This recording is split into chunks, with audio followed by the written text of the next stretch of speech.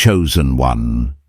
You are not here by chance. Heaven has orchestrated this very moment. As you hear these words, something in your spirit begins to stir because destiny is calling your name. You have been marked for divine elevation, positioned for a supernatural financial breakthrough that no force on earth can stop.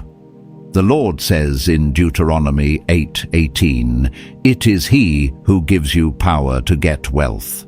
This is not just another video, it is a prophetic transfer, a sacred appointment. The price you've paid was never in vain. The fire refined you. Now the reward is being released. Chosen one. If you are hearing this right now, it is not by coincidence. This moment has been divinely arranged. Heaven has called your name. You didn't click on this video. By chance, your spirit was led here because something inside you has been asking for a sign, for confirmation, for clarity. And this is that moment. You have always known you were different. You feel more deeply than others. You see beyond the surface, you sense the unseen, and you carry a fire that the world can't quite understand. But what you didn't realize is that your sensitivity is not weakness. It is evidence of your divine assignment. You were never meant to fit in because you were designed to stand apart. Being chosen is not glamorous. It's not about fame or recognition. It's about being refined through fire, purified, stretched, and shaped for something far greater than comfort. You didn't ask for this calling. You didn't volunteer for the weight you carry, but God saw something in you that He could trust. That's why your journey has been intense. That's why life has demanded more from you than from others. Before every crown, there is a cross. Before every elevation, there is separation. And that brings us to the first cost of being chosen: isolation. When heaven prepares to elevate you, it must first isolate you. You will be pulled away from familiar circles, from the people and patterns that once defined your life. Friends who once checked on you will disappear. Opportunities that once excited you will suddenly lose their glow. The rooms you used to feel comfortable in will start to feel too small for the person you're becoming. It's painful, isn't it? You try to explain what's happening, but no one gets it. You start to wonder if something's wrong with you. But chosen one, hear this. It's not rejection, it's redirection. It's not punishment, it's preparation. Heaven hides those it intends to reveal. In the silence, you will question everything. You will feel forgotten, unseen, and invisible. But that's exactly where transformation happens. The quiet seasons are not empty. They are sacred. While the world is distracted by noise, you are being shaped in stillness. Your spirit is being refined. Your discernment is being sharpened. And your heart is being purified to carry a weight that few can handle. I know this season well. I've been there in the long nights where prayer felt unanswered, in the moments where even laughter couldn't touch the ache inside. But now I understand isolation was not the absence of God. It was His classroom. It was where He stripped away every illusion I held about who I thought I was, so He could show me who I really am. And that's what He's doing in you. The hidden years are holy years. When no one calls your name, heaven is writing it down. When no one sees your effort, the Spirit records it all. When you feel buried, you're not buried to die, you're planted to grow.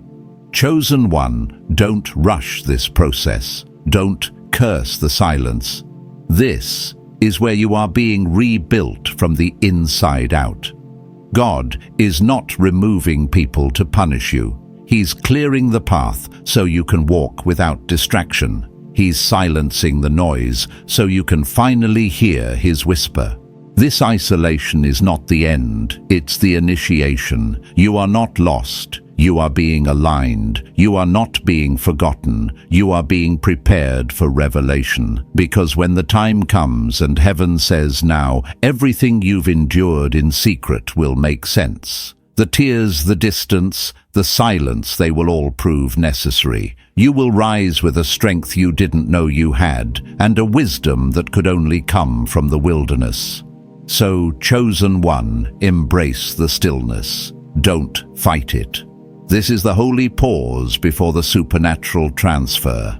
The silence is not your enemy, it is your sanctuary. It is where heaven is molding a warrior, a leader, a carrier of divine light. You may feel hidden right now, but remember, this God hides his greatest treasures before he reveals them. And when he reveals you, the world will finally see the purpose behind your pain. Chosen one, after the silence comes the misunderstanding. If isolation was your preparation, misunderstanding is your purification. This is the second cost of being chosen, being misunderstood by the masses. You will speak truth, and people will twist it. You will move in integrity, and others will question your motives. You will protect your peace, and they will call it pride. You will distance yourself from chaos, and they will say you've changed. But what they don't understand is that when you are chosen, your alignment shifts. What used to resonate no longer feels right. The places that once felt like home begin to feel foreign. The conversations that once entertained you now drain your spirit. You can't fake small talk anymore when your soul is wired for purpose. The chosen are not meant to be understood by the crowd. You walk to a rhythm that only heaven can hear. Your steps are ordered by a hand the world cannot see. That's why they mislabel you. It's not that you're difficult, it's that you're different. And difference is often seen as danger by those who fear change. There was a time you tried to explain yourself wasn't there. You tried to make them see your heart, your intent, your vision, but no matter how carefully you spoke, they still misunderstood. Eventually you grew silent, not because you gave up, but because you realized the chosen don't need to prove, they need to move. I've lived this. I know what it's like to be painted as the villain in someone else's story, to be judged for your silence, blamed for your distance, and misunderstood for your peace. It hurts. But what I learned is, this rejection is a mirror. It reflects who you've outgrown. When you start walking in truth, every false connection begins to tremble. Sometimes God allows misunderstanding as protection. If everyone understood you, everyone would have access to you, and not everyone deserves access to the sacred. The anointing on your life requires boundaries. It requires wisdom. It requires you to know when to speak and when to stay silent. The truth is, your light exposes things in people they're not ready to face. You walk into a room, and without saying a word, your presence begins to shift the atmosphere. You can feel it, the tension, the energy, the resistance. Some people will smile at you, but inside they're uneasy. It's not personal, it's spiritual. Your light reveals what their shadows have been hiding. Chosen one, your energy convicts those still living in compromise. It awakens the parts of others that they've been trying to silence. That's why your kindness feels like confrontation to some. That's why your peace irritates those who feed on chaos. You're not the problem, you're the mirror. And being a mirror comes with weight. You will reflect what others refuse to see in themselves. Some will love you for it. Some will resent you for it. But either way, you must stay true to your calling. There's something holy about being misunderstood. It isolates you further, yes, but it also clarifies who you are. When people stop clapping for you, you learn to walk without applause. When they stop validating you, you learn to hear heaven's voice louder. When they stop supporting you, you realize that God was your foundation all along. Even Jesus was misunderstood. His miracles were doubted. his compassion questioned, his purpose mocked. If the Son of God was misread by those closest to him, don't be surprised when you are too. Misunderstanding is not a curse, it's confirmation. It means your vision pierces deeper than most can handle. You were not called to be liked. You were called to be light. And sometimes light burns before it warms. Sometimes it exposes before it comforts. But that's what the world needs, truth wrapped in fire. So don't apologize for your clarity. Don't shrink your voice to fit someone else's comfort zone. Don't explain your peace to people still living in chaos.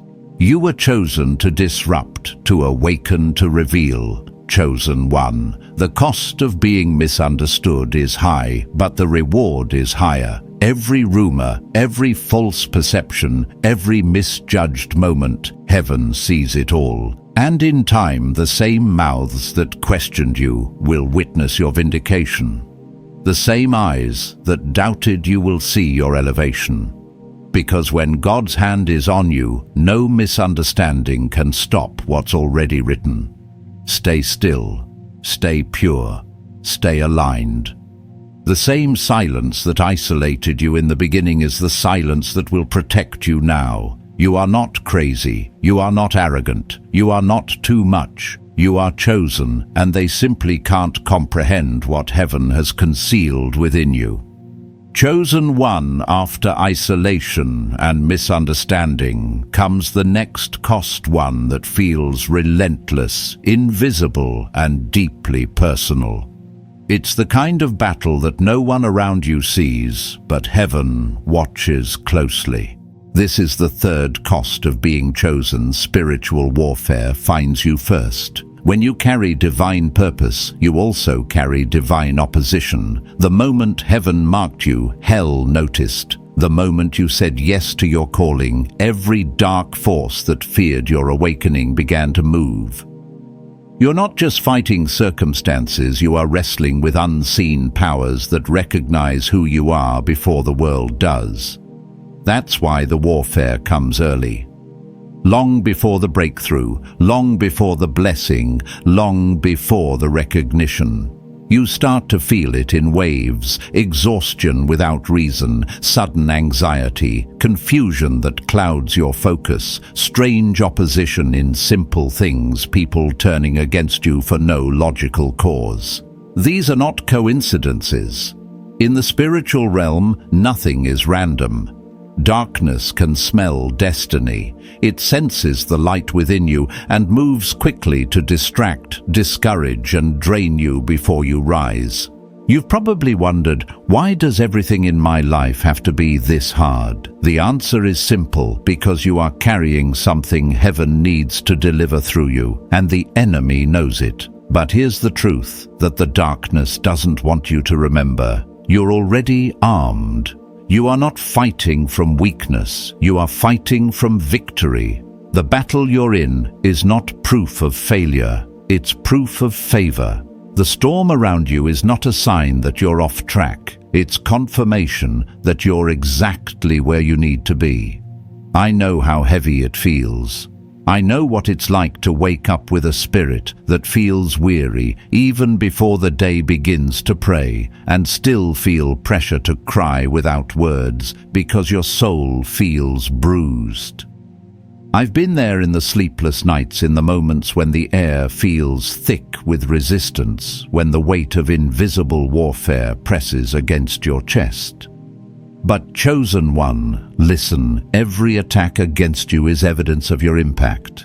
The enemy does not waste resources on the powerless. If you weren't a threat, there would be no fight. You've been targeted precisely because you carry light, because your prayers shift atmospheres, because your obedience breaks generational curses. Every dark whisper telling you that you're not enough is a lie designed to keep you quiet. But silence is not your portion, victory is. You were born for warfare. You were crafted in the image of a warrior God who never loses a battle. That's why even when you feel weak, you still stand. Even when you cry, you don't collapse. There's something eternal inside you that refuses to quit. And this is the mystery. Sometimes the greatest warfare happens right before the greatest blessing. Have you noticed it? How everything seems to fall apart right before something shifts. How chaos intensifies just before breakthrough. That's not a coincidence. That's a pattern. The enemy panics when heaven is about to promote you. You may feel like everything is closing in, but it's not collapse, it's contraction, like birth pains before a miracle, like pressure before release. The same fire that tried to consume you is refining you into something unbreakable. When you begin to understand this warfare, no longer terrifies you. It clarifies you. You start to see the battle differently, not as punishment, but as preparation. Every attack teaches you discernment. Every delay strengthens your patience. Every disappointment forces you to depend on God alone. And though it feels like you're surrounded, you're not alone. Heaven fights for you. Angels have been assigned to your name. You may not see them, but they move with precision, protecting, guiding, and clearing the path ahead of you. The enemy sees that covering, that's why he tries to strike early. But what hell forgets is that no weapon formed against you can prosper. So lift your head, chosen one. Don't let the warfare make you forget your authority. You are not a victim of attack. You are a vessel of divine power. The pressure is proof of your position. The resistance is proof of your readiness. Stand tall. Keep praying. Keep believing. Keep declaring. Because what's being formed through this warfare is the kind of strength that money can't buy, that fame can't create, that pain alone can't destroy. The enemy thought this battle would break you, but heaven is using it to build you. You're being trained for a higher realm of influence, endurance, and faith, and soon you'll see that the very storms sent to bury you have only watered your roots. Chosen one, after the warfare, after the sleepless nights and the spiritual pressure, comes a stage that feels like collapse, yet it's not the end. It's the moment heaven breaks you so it can rebuild you stronger. This is the fourth cost of being chosen. Your blessings come after breaking.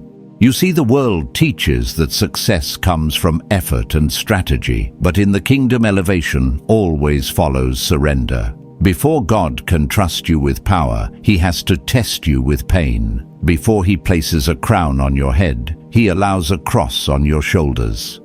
The chosen ones don't rise because life is easy. They rise because they survived the breaking.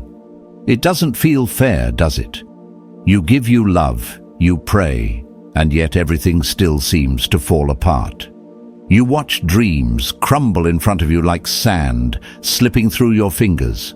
You trust people and they betray you. You invest your heart and it shatters.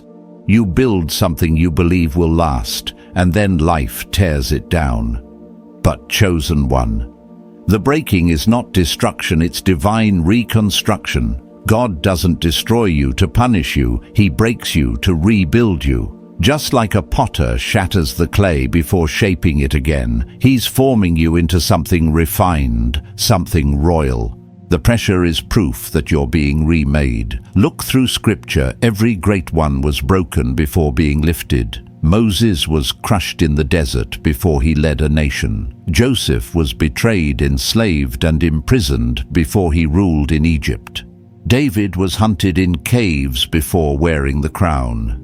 Even Jesus was broken on the cross before resurrection. You, anointed one, are no exception. The pattern is the same because the purpose is eternal. The breaking is what separates those who are called from those who are chosen. I know how it feels when the pain cuts so deep you can barely breathe. When you wake up and wonder, God, why would you let this happen? You look at the pieces of your life and ask if anything good can come out of this. But the truth is, you are not being buried, you are being planted. The soil feels dark, yes, but seeds only grow in darkness. This breaking is holy. It's the sacred process of heaven removing everything that cannot go with you into your next level. Pride, fear, false attachments, misplaced trust. Every heartbreak, every betrayal, every delay is heaven's way of pruning you for purpose. The chosen can't carry extra weight. You have to be light to rise. When God breaks you, it's because He sees what's inside you. He knows what you can handle. He knows what needs to die, so what He placed inside you can live. There's an oil being pressed out of you, oil that can heal, speak life, and change atmospheres. But oil only comes through pressure. Without the pressing, there is no anointing. So yes, it hurts. Yes, it's confusing. But pain is the birthplace of power. The very place where you were crushed will one day become the place where you are crowned. The people who walked away will watch God walk you into new rooms. The losses that broke you will turn into lessons that bless you. I've lived through this, breaking myself. There was a season when everything I built collapsed. I lost people I loved. I lost opportunities I thought were forever, and I remember asking God why He would let me fall so low. But what I didn't see then was that He wasn't destroying me. He was dismantling what wasn't real. He was clearing the stage so His glory could fill the space. And that's what He's doing with you now, chosen one. He's rearranging your foundation. What's falling apart is not your destiny, it's your disguise. The storm is removing what you no longer need. The fire is burning away what was never meant to stay. Soon you'll look back and realize that the breaking wasn't your undoing, it was your rebirth. The pain you're enduring now is simply the labor pain of purpose. Heaven doesn't allow you to be shattered without reason. Every tear you've cried is watering the seed of your next miracle. So don't curse this season. Don't resist the breaking. Bless it. For the same hands that allowed the breaking are the same hands that will rebuild you, elevate you, and place a crown where there was once a wound. Chosen one. What looks like an ending is actually your beginning. The fire that tried to consume you has purified you. The breaking didn't destroy you, it revealed who you truly are, unshakable, refined and ready for divine promotion. Chosen one. After the breaking comes a calling not just to rise again, but to return to the very places that once hurt you. This is the fifth cost of being chosen. You are called to heal what hurt you. It doesn't sound fair, does it, to walk back into the memories that once shattered you? To look into the eyes of people who wounded you and choose peace over bitterness. To stand in the same places where your heart bled not as a victim, but as a vessel of restoration. Yet this is the mark of the truly chosen. You are sent to heal the same type of pain you survived. The abuse you endured, the betrayal you carried, the rejection that nearly broke you, none of it was random. Heaven allowed it not to destroy you, but to equip you. What you walked through gave you authority in the very area where you once felt powerless. You now carry both the wound and the remedy. When God heals you, He doesn't just heal you for yourself, He heals you to heal others. Your pain becomes your ministry. Your scars become your testimony. Every dark night becomes a lantern for someone still trapped in the same storm. But healing what hurt you isn't easy. It's one of the hardest assignments a chosen one will ever face. Because to heal, you must revisit the places you'd rather forget. You must look at the wounds you've tried to ignore and allow God to cleanse them completely. Forgiveness doesn't mean pretending it didn't hurt. It means releasing the power it had over you. I remember a time when I thought forgiveness was weakness. I believed holding on to pain was how I stayed strong. But God showed me that holding on doesn't make you strong, it makes you stuck. Real strength is when you can look at what broke you and still choose love. Not because they deserve it, but because your destiny deserves freedom. Chosen. 1. This calling to heal is not glamorous. It will cost you comfort. It will demand humility. Sometimes it will break your heart all over again before it sets it free. But every time you choose compassion over revenge, light wins. Every time you speak life instead of anger, heaven moves. Every time you love in the face of pain, you align yourself with divine power.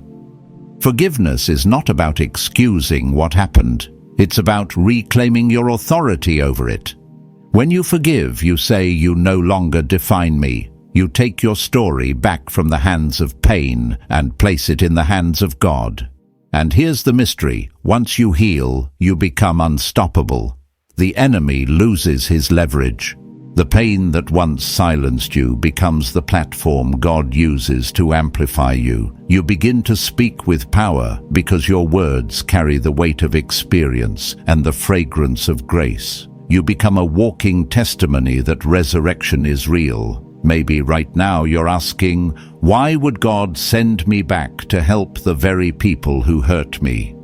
The answer is simple: because you are no longer the same person who was hurt. You've been transformed. You've been refined. The wounds that once weakened you have become your armor. You're not returning to relive the pain, you're returning to redeem it. God trusts you with this because He knows your heart has been purified through the breaking.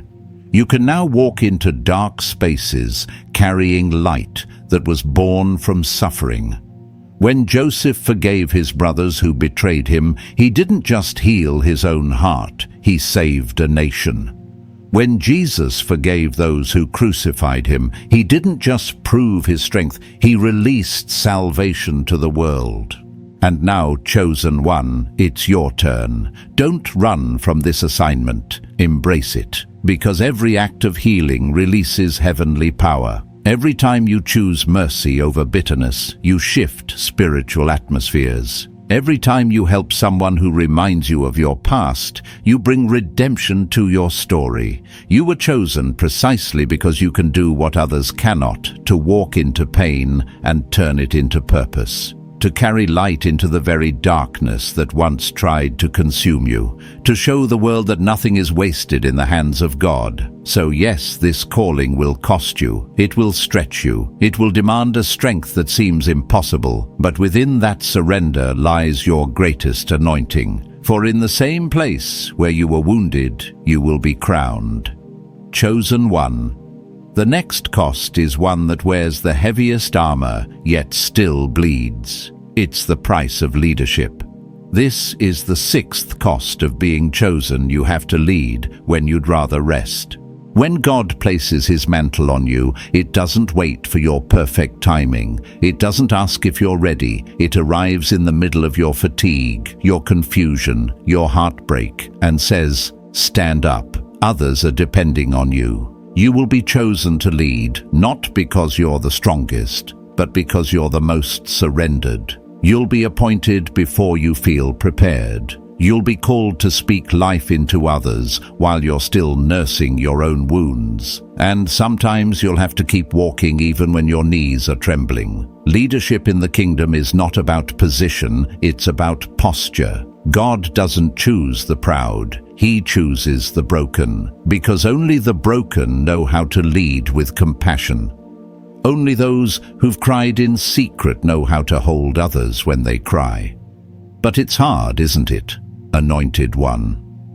There are moments when you just want to rest, when the constant weight of being the strong one feels unbearable.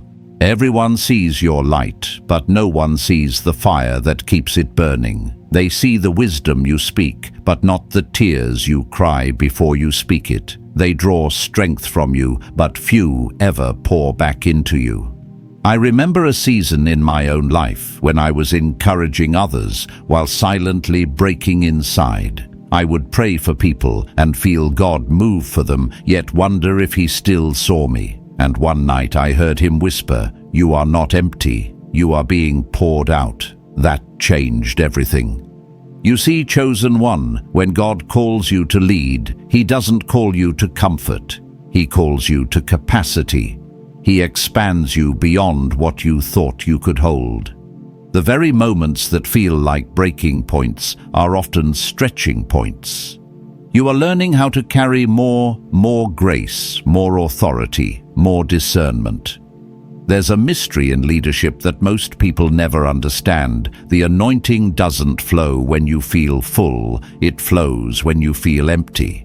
When you've come to the end of your strength, that's when divine strength takes over. It's why sometimes in your weakest moment, you suddenly speak words of power you didn't plan. It's not you, it's God moving through you. That's what leadership in the Spirit looks like. You become the vessel, and heaven becomes the source. And though it's tiring, though it's lonely, there is glory in that surrender. Because every time you show up, despite the pain, heaven records it. Every time you comfort others while carrying your own storm, angels take note. You're not invisible, you're invaluable. Yes, the mantle is heavy, but the mantle is holy. You don't lead because you wanted the role, you lead because destiny left you no choice. There's a generation watching your walk. There are souls whose faith depends on your endurance. And even when you think you've failed, they're learning from your perseverance. So, chosen one, take a deep breath. You don't have to be perfect, you just have to be faithful. Leadership is not about having all the answers. It's about trusting the one who does. It's about walking in obedience, even when you don't understand the outcome. The cost of leadership is real: exhaustion, loneliness, misunderstanding, and sacrifice. But its reward is eternal. For every burden you carry, God multiplies your strength. For every tear you cry, He releases wisdom. For every step you take in obedience, He opens a new level of authority. One day when you look back, you'll realize that every sleepless night, every unspoken prayer, every quiet act of service was building something eternal in you. You were not leading from comfort, you were leading from calling. You were not chosen because you were ready, you were chosen because you were willing. So keep leading even when it hurts. Keep showing up even when no one claps. Keep shining even when the darkness surrounds you. Because when the time comes and your assignment is fulfilled, heaven itself will stand to applaud you. Chosen one. You may be weary now, but the oil you carry is worth it. You're not just a leader, you're a light bearer. And though your shoulders ache from the weight, they also shine with glory. Chosen. 1. The next cost is one that never stops repeating itself, the cost of surrender. This is the seventh price you must pay. You are forced to let go again and again. Every time you think you've finally found peace, something shifts. Every time you grow comfortable, something ends. Friendships fade, relationships dissolve, opportunities vanish. You stand there wondering, why can't I just keep what I love? The truth, anointed one, is that chosen ones are not called to comfort, they are called to ascension, and elevation always demands release. What others get to keep for convenience, you must surrender for purpose. You are on a divine assignment, and not everyone or everything can come with you. This is one of the hardest lessons you'll ever learn: to open your hands when your heart wants to hold on, to bless what leaves you, even when you don't understand why it has to go. But here's the mystery: every loss in your life is an invitation to trust God at a deeper level. You may feel like things are falling apart, but in truth, heaven is simply removing what can't survive at your next altitude. Some people loved you at your old level, but they can't handle your anointing at the new one. Some doors were blessings for a season, but they would become cages if you tried to stay. You are not being rejected, you are being repositioned. I've been through this cycle more times than I can count. Just when I started to breathe, something precious would be taken. Just when I thought I could rest, life would shift again. And for a long time I saw it as loss. But one day I realized it was divine pruning. God was cutting away what was no longer fruitful so that my life could multiply.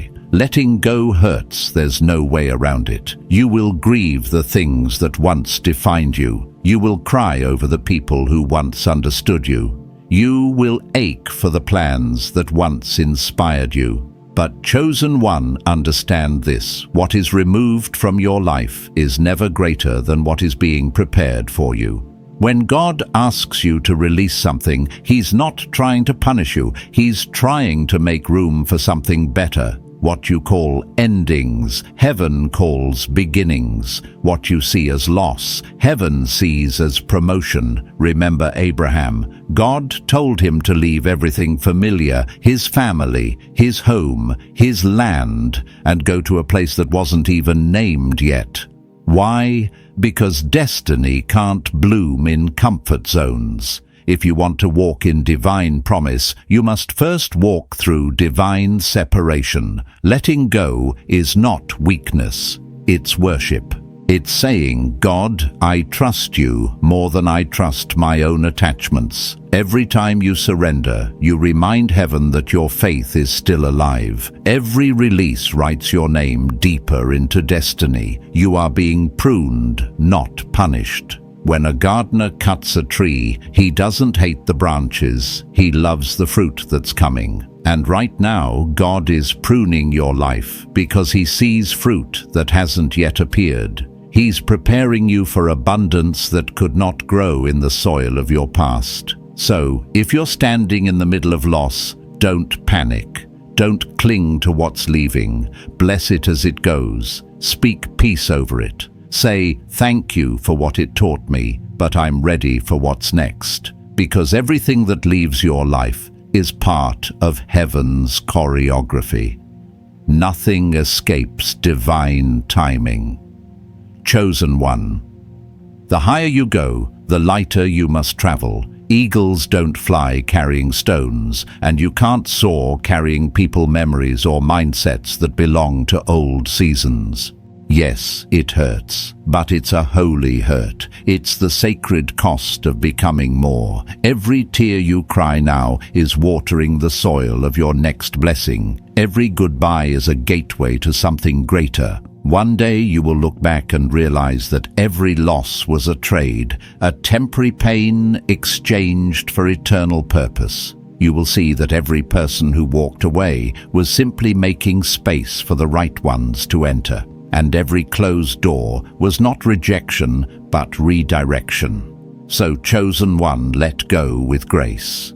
Don't chase what God has dismissed. Don't mourn what heaven has moved. What you release willingly will return multiplied. What you surrender in faith will come back sanctified.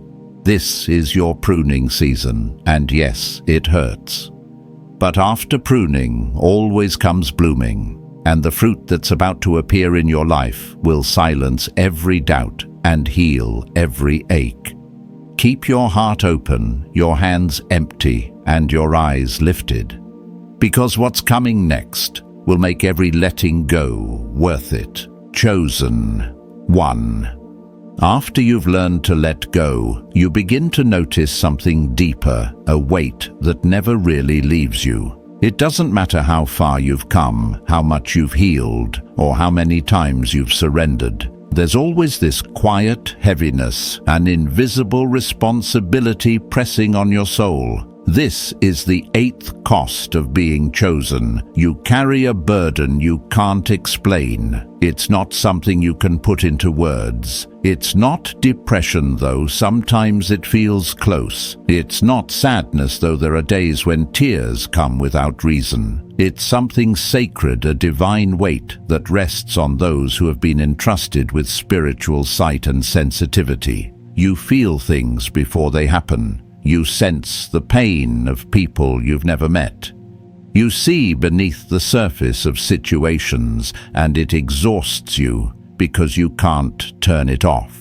You walk through life smiling, functioning, serving, and yet deep down there's always that ache, like your spirit is carrying something bigger than your body can hold. You go to bed heavy, wake up heavy, and still rise to encourage others. That's because, chosen one, you are an intercessor in disguise. You are carrying burdens that don't belong only to you. They belong to generations, to nations, to souls who haven't yet found their freedom. It's the weight of discernment, the weight of vision, the weight of knowing too much too soon. And while the world thinks you're just tired, heaven knows you're in spiritual labor. You're carrying divine assignments in your spirit, dreams, warnings, callings, things that only your prayers can birth.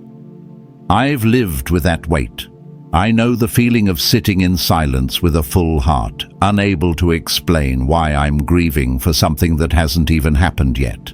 I felt the burden of sensing danger long before it arrives, of crying for people I don't even know, of being awake when others sleep because my spirit refuses to rest. For a long time, I thought something was wrong with me, but God showed me it wasn't a curse, it was a calling. You see, when God chooses you, He gives you His heart. And God's heart feels deeply, it rejoices deeply, but it also grieves deeply.